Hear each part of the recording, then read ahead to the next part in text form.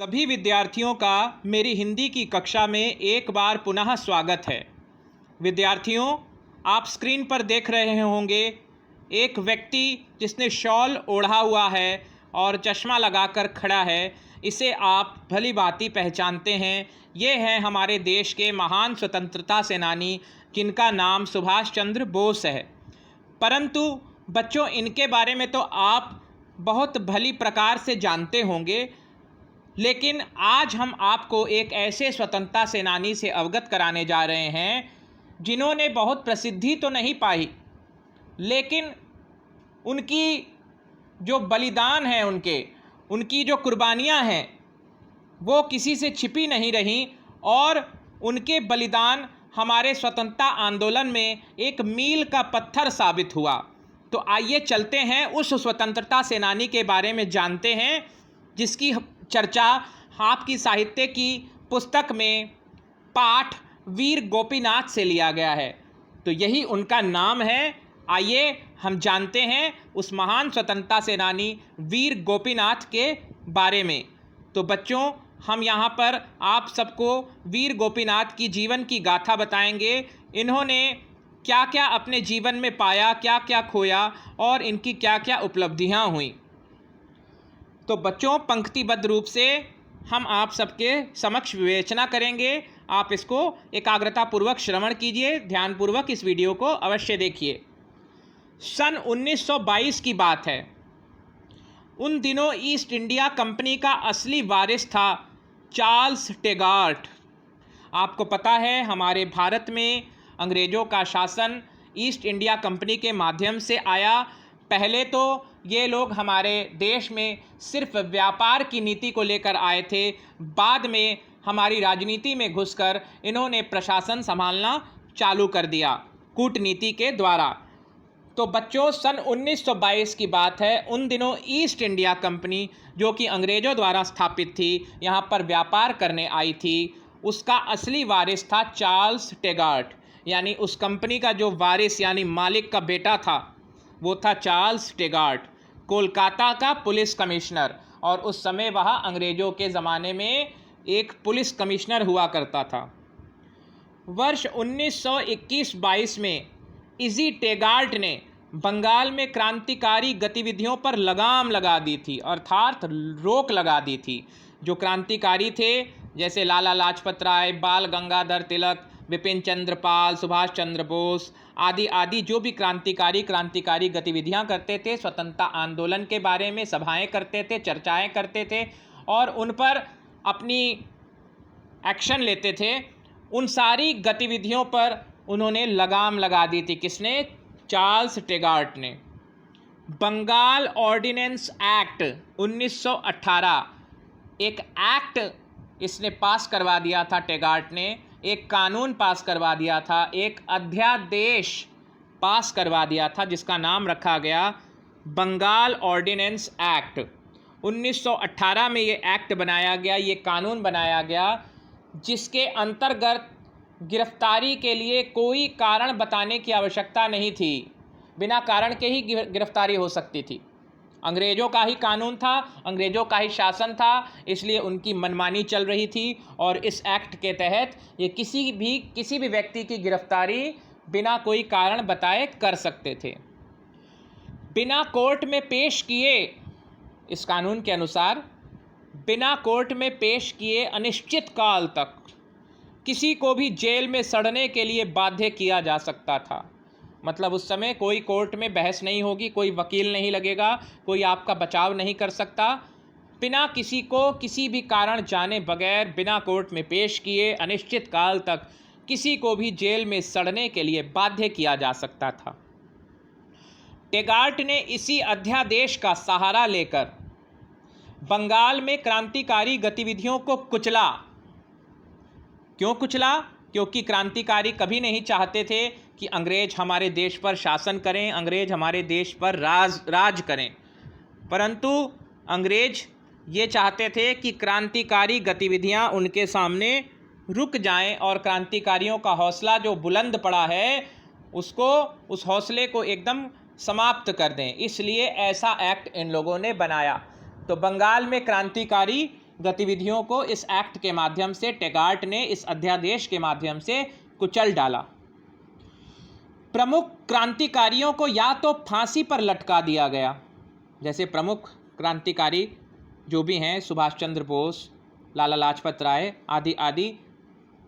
तो प्रमुख क्रांतिकारियों को, जो उस समय बंगाल के प्रमुख क्रांतिकारी थे, उनको या तो फांसी पर लटका दिया गया या उन्हें लंबी अवधि मतलब लंबे समय के लिए अलीपुर और अंडमान की जेलों में, जिनको हम काला पानी की सज़ा भी बोलते हैं, अलीपुर और अंडमान की जेलों में कठोर यातनाएं सहने के लिए, कठोर यातनाएं मतलब कष्ट, पीड़ा, दुख सहने के लिए डाल दिया गया। और ऐसी सज़ा दी जाती थी उस समय कि एक छोटी सी कोठरी में बंद कर दिया जाता था, दूर से खाना परोसा जाता था और बहुत शारीरिक मानसिक यातनाएं दी जाती थी, समय से पानी ना देना, समय से खाना ना देना आदि आदि। लोग टेगार्ट के नाम से घबराकर दहशत में आ जाते थे, यानी डर जाते थे, भय से कांप उठते थे, दहशत में आ जाते थे टेगार्ट का नाम सुन के, कि अगर टेगार्ट ने किसी को पकड़ लिया तो उसका यही हाल करेगा।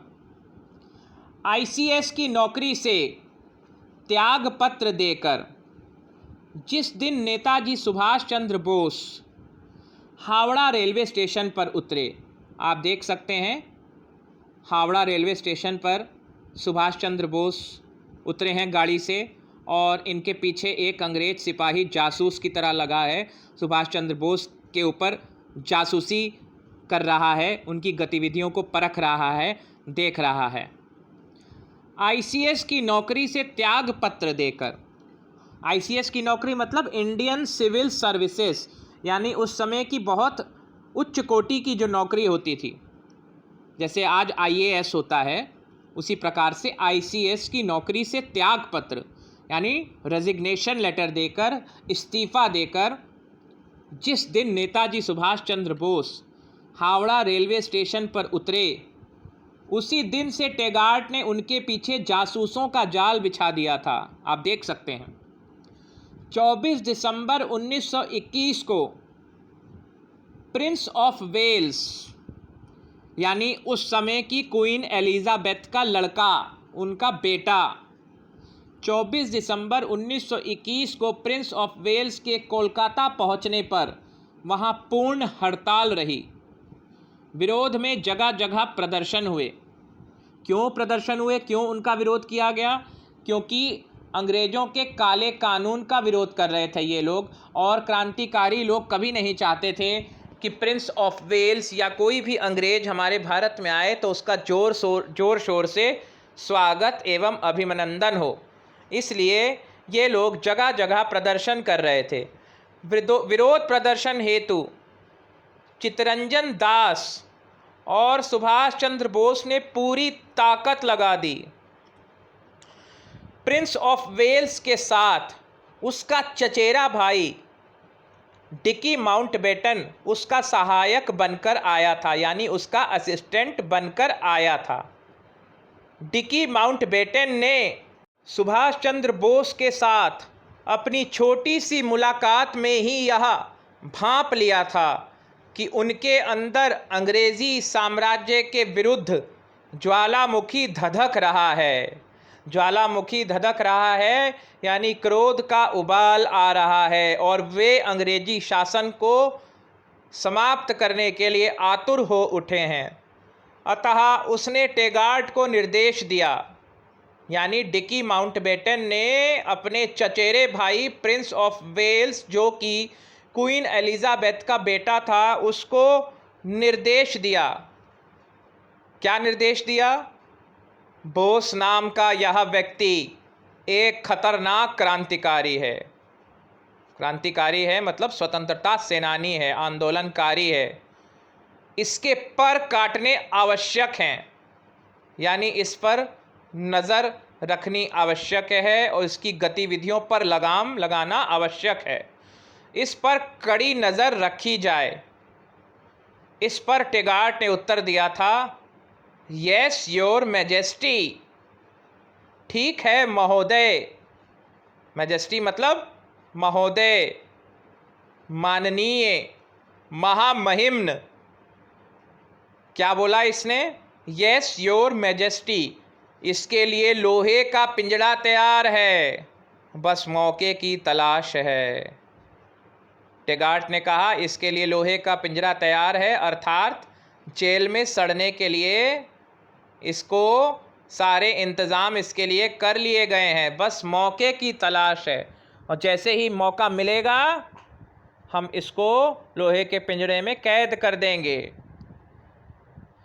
Gopinath Saha.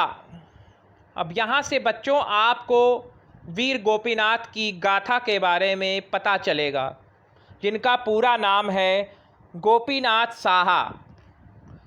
Gopinath Saha prince of Wales के विरोध और असहयोग आंदोलन के सभी प्रदर्शनों में शामिल थे। असहयोग आंदोलन जो कि गांधी जी द्वारा चलाया गया, और भी क्रांतिकारी उसमें शामिल थे, सम्मिलित थे। उसमें वीर गोपीनाथ या गोपीनाथ साहा भी उसमें शामिल थे, सम्मिलित थे। उन्होंने चित्तरंजन दास की पत्नी बासंती देवी को जब आंदोलन का नेतृत्व करते देखा तो उनका रोम रोम रोमांचित हो उठा। उन्हें लगा एक भारतीय महिला इतने बड़े आंदोलन का नेतृत्व कर रही है, तो उनके अंदर भी एक उत्साह भर गया, एक उमंग भर गई और उनका रोम रोम खिल गया, रोमांचित हो उठा। गोपीनाथ अभी मात्र 18-19 वर्ष के ही युवक थे। आप देख सकते हैं पीली शर्ट में हैं ये गोपीनाथ, मात्र 18-19 वर्ष के युवक। लेकिन वह आंदोलन की योजना हेतु सभाओं में प्रायः भाग लेते रहते थे। बासंती देवी की गिरफ्तारी से उनका मन टेगार्ट की यातनाओं से कांप गया।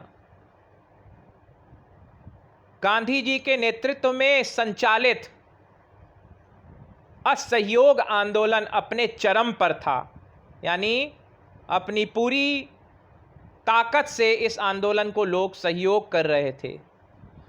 पूरे भारत के हिंदू और मुसलमान एक मंच से अंग्रेजी सत्ता को उखाड़ फेंकने के लिए आतुर हो उठे, यानी बेचैन हो उठे। इन सब के ठीक ठीक चलते हुए भी गोपीनाथ चिंतित थे। उन्हें लग रहा था कि टेगार्ट नेताजी सुभाष चंद्र बोस को छोड़ने वाला नहीं है, अतः अपने साथियों के साथ वह भविष्य की योजना बनाने में व्यस्त थे।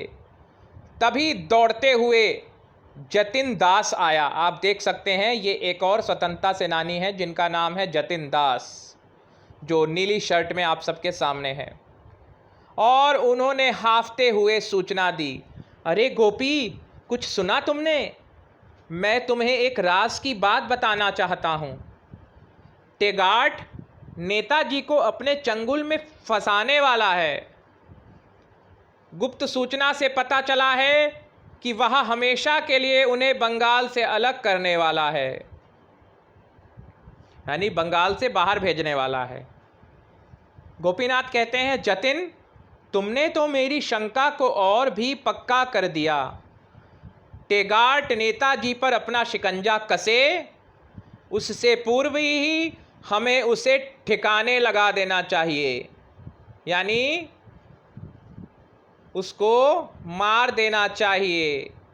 इसके बाद गोपीनाथ के जीवन का उद्देश्य ही टेगार्ट का खात्मा बन गया। वे हर समय टेगार्ट के बारे में ही सोचते रहते। उन्होंने क्रांतिकारी संगठनों से संपर्क कर पिस्तौल का प्रबंध किया, निशाना साधने का अभ्यास किया और टेगार्ट की शक्ल, पोशाक आदि की खूब पहचान कर ली। वे हर समय पिस्तौल साथ में लिए टेगार्ट की तलाश में घूमते रहते। 12 जनवरी 1924 को सुबह लगभग 7 बजे का समय था। कोलकाता में चौरंगी रोड के निकट पार्क स्ट्रीट के चौराहों पर धुंध के कारण अर्थात कोहरे के कारण 10 फुट की दूरी का आदमी भी साफ दिखाई नहीं दे रहा था। गोपीनाथ ने देखा कि गोरी चमड़ी का एक व्यक्ति ओवरकोट और सिर पर हैट पहने खड़ा था। उन्हें लगा कि वह निश्चित ही टेगार्ट है। उन्होंने तुरंत पिस्तौल निकाला और उसके निकट जाकर गोली दाग दी। वह व्यक्ति कुछ संभलता उससे पूर्व ही गोपीनाथ ने 3 गोलियां और दागीं। वह व्यक्ति वहीं गिर पड़ा और उसने दम तोड़ दिया। गोपीनाथ वहां से निकले किंतु थोड़ी दूर पर ही पकड़े गए। गोपीनाथ को पुलिस ने अपने कब्जे में ले लिया। तो बच्चों, आज के इस वीडियो संस्करण में इतनी ही बात मैं आपको बताऊंगा, इतनी ही कहानी मैं आपको सुनाऊंगा। अगले वीडियो संस्करण में इसी पाठ के अगले भाग में, अगले पार्ट में हम जानेंगे कि गोपीनाथ ने किसको गोली मारी और वह व्यक्ति कौन था। क्या वह व्यक्ति सचमुच में चार्ल्स टेगार्ट था, या डिकी माउंटबेटन था, या प्रिंस ऑफ वेल्स था। तो बच्चों, आज के लिए इतना ही। अगले वीडियो संस्करण में इसी पाठ के एक नए भाग के साथ हम सब आपके समक्ष प्रस्तुत होंगे। तब तक के लिए स्वस्थ रहिए, सुरक्षित रहिए और आनंद में रहिए। तब तक के लिए मैं अपनी वाणी को विराम देता हूँ। धन्यवाद।